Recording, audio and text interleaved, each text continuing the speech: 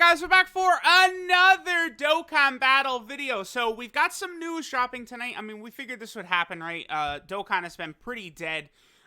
They did not release anything on the second week after Saiyan Day happened, which is very surprising. I don't do that very often, right? No EZA, stuff like that. You know, we've talked about it extensively by this point.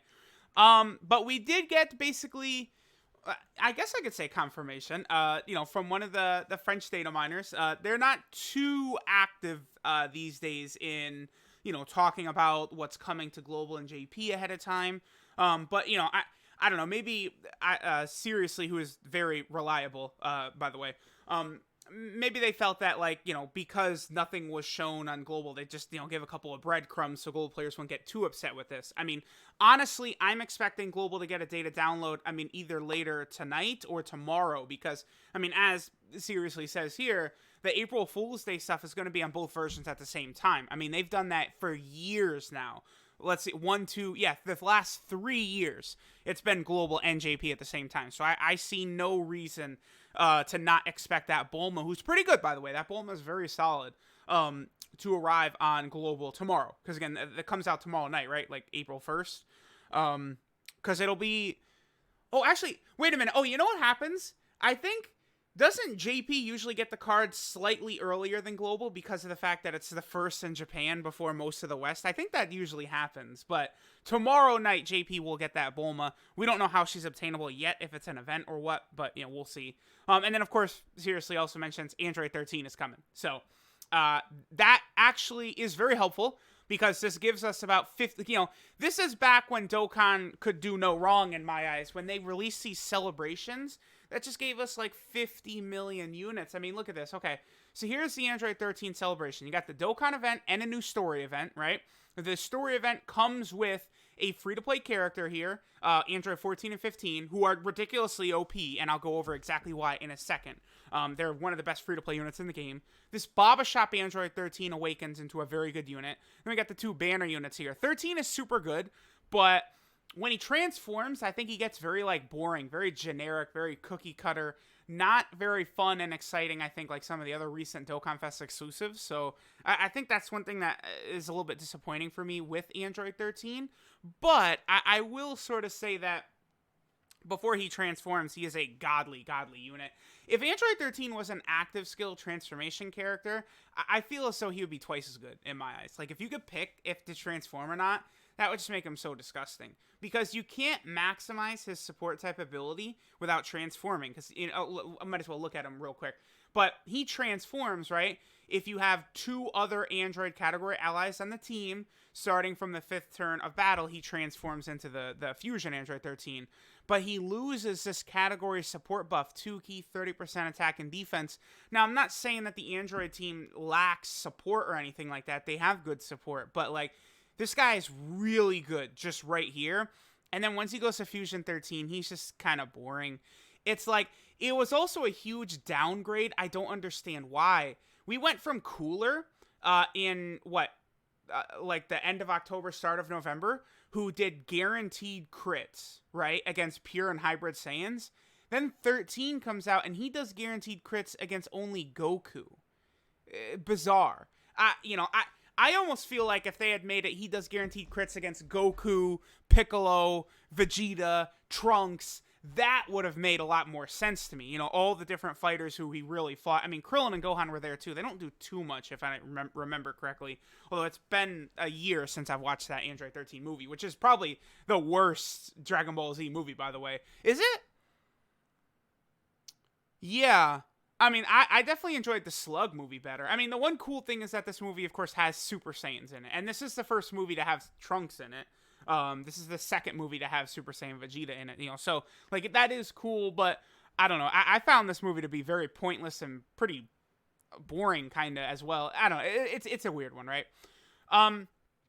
So we got that. Then, I assume all of this stuff, they keep these celebrations pretty one-to-one on Global and JP, so I would assume this means Super Vegito is coming to Global. That's what I'm taking out of this. So that's going to be pretty cool. Super Vegito arriving on Global. He's okay. I wasn't very impressed with Super Vegito until Extreme Super Battle Road came out, and then it's like, oh shit, okay, yeah, he's pretty good. He's that, like, you know, a lot of other events in the game, he's not the craziest, right? And like his defense not being start of turn like Vegito Blue hurts this Vegito, but I mean, you know, he can nullify damage in Extreme Super Battle Road like almost no other units can. You know, you just want to make, and the other thing too, I guess I'm going extensively into talking about him. We already looked at 13. Let me head over to Super Vegito as well. Here he is. He also has this ability right here, which outside of Extreme Super Battle Road, I found to be very not great. So he will show you enemy super attacks when HP is 40% or less. Now, if you activate that ability, this guy has no weakness, because, you know, the one thing to worry about with him is if he's super attacked first hit, so that his defense is not active for that attack. But when you see where the enemy super attacks are, you can avoid that if you want. And you'll know, do I need to use an item here? Or am I good to go? Or what? So that is a powerful ability. I do think the restriction is too low, though. I mean, it's kind of bullshit when you think about it, because Buhan didn't even hurt Vegito, right? Like, Buhan, once Vegito goes Super Saiyan, like, does Buhan even literally touch Vegito once? Like, he might. I can't really remember too much, but, like, I don't know. Vegito was not getting hurt by Buhan, so they really should have found a way to trigger this outside of this. I mean, maybe if HP is 70% or less or something like that. You know, the other thing, too, Vegito does use that barrier. I mean, maybe they would say that's, you know, him damage received by 80%, but what if they release some Super Vegito in the future that has, like, that barrier ability he uses against Buhan, right? That, I think, would be very, very interesting to see. Our boy popping a barrier. Okay, so then we also have the 50% supports to AGL units, Pan and Rildo, both super good. Pan really big for showcases because she has a 2-turn attack buff. Then Rildo seals and greatly raises his attack and defense on super attack. Like, by the way, here's what I'll say about Extreme Super Battle Road eventually coming to global. If there's a typing in particular you think you're very weak in for Extreme Super Battle Road, maybe going for these 50% support type units could be a good idea. In particular, ones like Rildo, Kid Gohan, Kabe, Hit, those are the best of the bunch, especially for Extreme Super Battle Road. Hit is incredible, by the way. I mean, I already have a no-item run done, thanks in large part to Hit, right? Hit and LR Full Power Frieza and Omega Shenron were kind of like the golden trio for me. So, you know, this Rildo is a super big factor on the Extreme AGL, Extreme Super Battle Road stage. So, you know, if you think your Extreme AGL team is weak, or, I mean, Super AGL is by far the hardest stage, but people probably wouldn't need this Pan for it, because, like, free-to-play players would probably be able to build a decent team anyway, but that Rildo could be very important for a lot of people. And there's still a lot more coming during the celebration, by the way. Again, this is why the 5-year anniversary and Saiyan Day are so disappointing. I mean, look at this Android 13 celebration has 5 EZA units in it, because you have Super Vegito 17 and 18, and then you also have this Vegeta and this Trunks.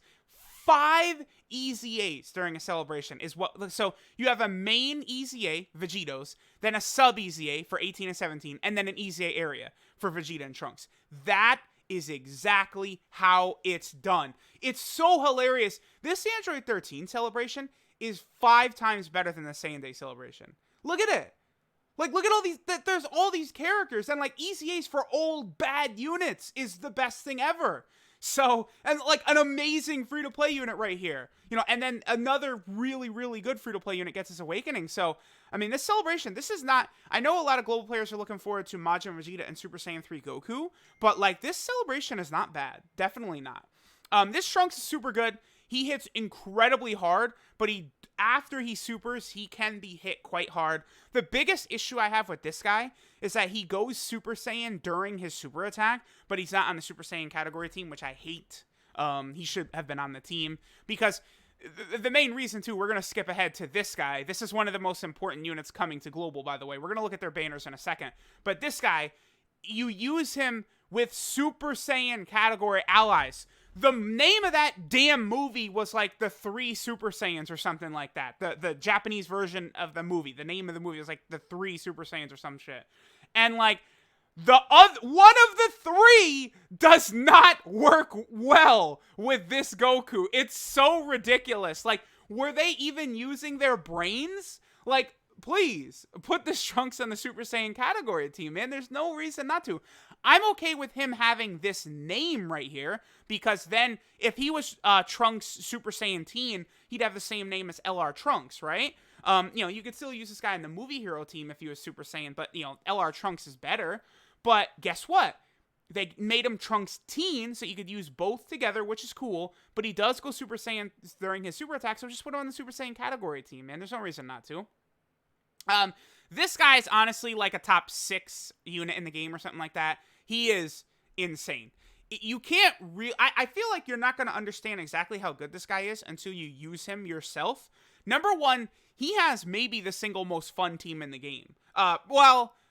The Last Resort team with double Blue Vegito and Gogeta, that's probably number 1 fun. But this Super Saiyan category team is right there. Like, this guy, having 2 of these guys on the team is just insane. You could fill it up with all of those Super Saiyan LRs, by the way.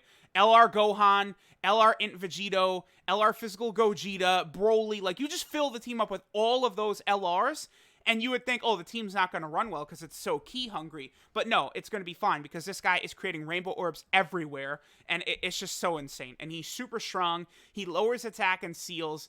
This guy is one of the big-time MVPs for beating Super AGL Extreme Super Battle Road, by the way, the hardest single stage in the game. So he's very valuable. Again, this 13 is super good. Okay, here we go. This is exactly what I'm talking about. This is what the DOKKANFEST 13 should have looked like. So he gets this attack and offensive buff when going against Goku, Vegeta, or Trunks. Why didn't they make the DOKKANFEST one like that too? Why? Like, that would have been way better. I mean, it still is a step down from Cooler, but that's at least still a lot of characters in the game. Like, I don't know what they were thinking with that. But this guy's very good, right? Damage reduction is always useful. He stacks attack and defense. He's going to be strong against Goku, Vegeta, and Trunks. Then he gets more attack and defense if 14 and 15 are in the same turn. Super good. He's a Baba Shop unit. Super easy to get, and they made him really good. I think he awakens with the Dokkanfest medals, by the way. Well, he probably has Fierce Battle. No, wait, no, he doesn't. No, he awakens from the story event medals right here. Yeah, okay. I think there's 3 medals in here. Yeah, for 13, 14, and 15. They are used to awaken the 14 and 15 unit, as well as Spirit Bomb Absorb Goku. And then the 13 medals as well. Now, this unit, you can't tell how great this unit is just looking at their info, because they work differently. Is it said on the Dokkan Reddit here? No, it's not. Or, excuse me, the Dokkan Wiki. If anyone from the Wiki's watching, you guys, I would recommend adding into the details how this unit works. Because, okay, so let's read their passive. 70% attack and defense at the start of turn. Then they get an additional 70% attack and defense, and foresees enemy super attack when your team has 13 attacking in the same turn. And then they all allies 30% attack and defense, and then reduces damage received by 30% when your team has fusion 13 attacking in the same turn. Now, what this passive does not tell you is that the very first turn these two are on rotation with 13. It has to be untransformed 13. It's got to be one of these guys, by the way, not fusion. They're separate for this passive. If they're in rotation with him even one time, the entire rest of the fight you see super attacks. It doesn't matter if they're on rotation, if 13's on rotation, every single turn the rest of the fight you see where every single enemy super attack is going to be. It is an insanely OP ability. It is like they're the only unit in the game that does something like that. It's insane. So this unit is really, really good. Even as a free-to-play unit, they're very strong. Because being able to see where enemy super attacks are is just, it's nuts. It's absolutely nuts. The only thing that's unfortunate, you can't utilize that in Extreme Super Battle Road, huh? Because there's no Extreme Physical Android 13. So that's a bit of an unfortunate part. We looked at Vegito, great for Extreme Super Battle Road. This 18 and 17, they're both super good. They get a lot stronger next to each other, stacking defense. She stacks attack. You know, they actually are very similar to Super Saiyan Bardock. When either 18 or 17 are in rotation with each other. Because, like, look at it, right? So she gets 80% attack and defense. Then she reduces damage received by 18%, additional attack and defense, and then medium chance of evading enemies' attacks, right? Like, they have all these multiple extra effects, which just reminds me of, like, how that DOKKANFEST Super Saiyan Bardock works. This is really good for these two. because they're just great additions, like to the Android / Cell Saga team, the Android team. They're really strong units. Like, these are units that were literal zeros before. Now they are incredibly powerful units that are definitely worth your time. They also EZA, by the way, from the STR Cell EZA events, by the way. I should point this out right here. These medals right here are what EZAs them, right? So, if you guys want to pre-farm them, remember, it's not the Tech Cell EZA, but the STR Cell EZA, right? Okay, so we looked at them. Then we have this Vegeta and this Trunks. We'll look at Trunks first. Trunks is so mid. I don't understand why he is very unimpressive to me. He does stack attack, which is cool, but like, this ability of his, the extra 30% attack and defense per Super Saiyan category ally, I found to just be not that great. Like, this guy is just not great. He's okay. He's just okay. And like, he's got the 120% 12 key multiplier, so they could have done a little bit more for him, just saying. What's his attack stat? That's not great for an EZ. That's horrible for an EZA unit as well. Not even 15,000 attack. That's crazy. So, just sort of keep that in mind. This Trunks isn't the greatest. This Vegeta, however, is super interesting because he stacks defense. He gets 3 key and 70% attack and defense start a turn. Then he gets that additional attack and chance to perform a crit every turn he's below 80% HP. Very interesting. I feel like this guy would be super good in Extreme Super Battle Road, actually. Especially because Broly, I found that Tech Broly is by far and away the MVP for that stage. So you run Raditz, you run this Vegeta, you run Broly, you're running a bunch of Saiyans. When Super Saiyan 3 Broly eventually gets his EZA and they remove his negative defense restriction that he has, that Extreme Tech is going to be looking very good with just Saiyans. So that's going to be super good, right? So definitely a huge fan of this Vegeta. I love this Vegeta. This Vegeta, any long event or anything like that, he's super good. He'll start doing really good damage once you're a couple turns below that HP threshold. What are his stats? Yeah, his stats are pretty low as well, but I mean, these are very, very early unit. Yeah, the 1 year anniversary is when these guys came out. Okay. All right. And then lastly, here are the 2 banners. We have the 13 banner. Will this be different on global? It might. They might keep it the same with Piccolo because they didn't take... Was it Namek Goku is still in the cooler banner? My thoughts are muddled right now, but I believe Piccolo could still be on this banner. I will say this now. Don't summon. You can't find Android 13 on the friends list. I mean, the good news is you could run MVP 17 or the LR Android 16, 17, and 18 as like a friend leader or something like that, but this is not the banner to summon on. This is just not good enough. Jiren again, Ultra Full Power Super Saiyan 4 Goku again, 17 again. Oh, I know Turles hasn't been around very much. Piccolo obviously hasn't either, but this is a skippable banner. 13 is not that. 13 is not on the level of Beerus, Cooler, Blue Kaioken Goku. He's not, Bardock, he's not on that level, so skip. Now, if you're going to summon during this celebration, I can't tell you not to summon on this banner. This is a double rates banner. It comes with a Santa Goku. I assume on global it'll be exactly the same. Double rates, featured LR there, and it's going to have all of the unfeatured LRs, which is going to be, crazy. God Goku, baby, all of them are going to be on there, right? So that's going to be super good.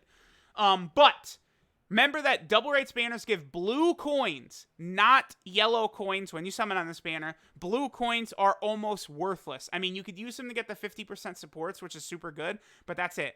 50% supports and Elder Kais. They should put every normal banner unit in there, honestly. And then the featured unit list isn't the greatest. Obviously, Goku, a top 5 unit in the game, basically. This Trunks is solid.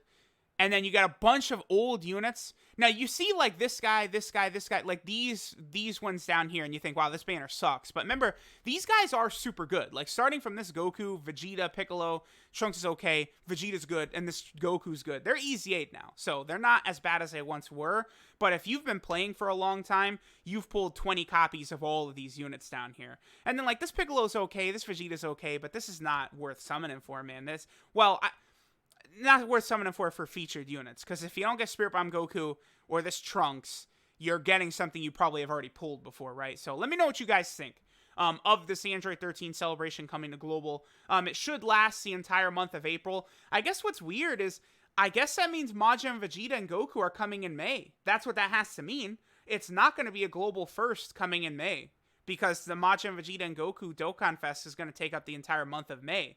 So we'll see what happens. June could be Beerus, or they could do a global first, but dual Dokkan Fests usually go about a month, so I would be very surprised if they did a global first Dokkan Fest event again, because it seems like Majin Vegeta and Super Saiyan 3 Goku are going to take place in May. So let me know what you guys think. You know, I would think they're going to do a global first before the anniversary, but again, they could do Beerus. I mean, we'll see. We will see what they do.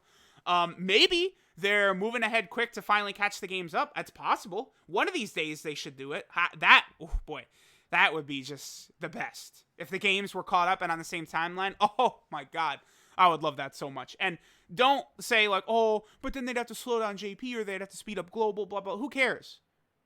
Period. Who cares? Get the games on the same timeline. Everyone's way happier. Yes? Correct? Yeah. Just do it. Just do it. I'm okay with a dead period on JP if it means the games are caught up. I'm okay with Global releasing 3 Dokkan Fests in 2 months if it means Global's catching up. I don't care. I would much prefer the games be completely caught up. The community will be happier. The health of the game will be better. Everything would be better if the games were on the same timeline. Just pure facts. So let me know what you guys think of the 13th celebration. It is quite good. Way better than Saiyan Day. And I'll catch y'all next time.